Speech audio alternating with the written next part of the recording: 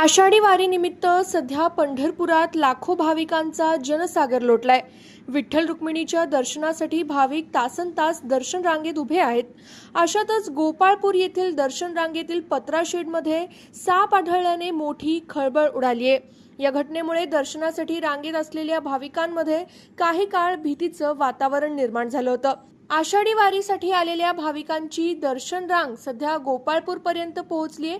गोपाळपूर येथे उभारण्यात आलेल्या पत्रा शेडमध्ये भाविक दर्शनासाठी रांगेत उभे असताना अचानक एक साप दिसून आला। रांगेतील भाविकांची नजर सापावर पडताच एकच गोंधळ उडाला। अनेक भाविकांनी सापापासून दूर जाण्यासाठी पळापळ केली, ज्यामुळे परिसरात भीतीचं वातावरण पसरलंय।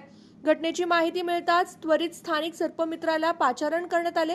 सर्पमित्राने घटनास्थळी पोहोचून अत्यंत कौशल्याने आणि सुरक्षितपणे सापाला पकडलं।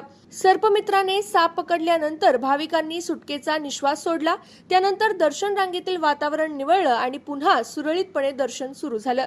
दरम्यान वारीच्या काळात भाविकांची मोठी गर्दी असताना अशा प्रकारच्या घटनांमुळे प्रशासनाने आणि भाविकांनी सतर्क राहण्याचं आवाहन करण्यात येत आहे। काय करत नाही धान्य नाही चालू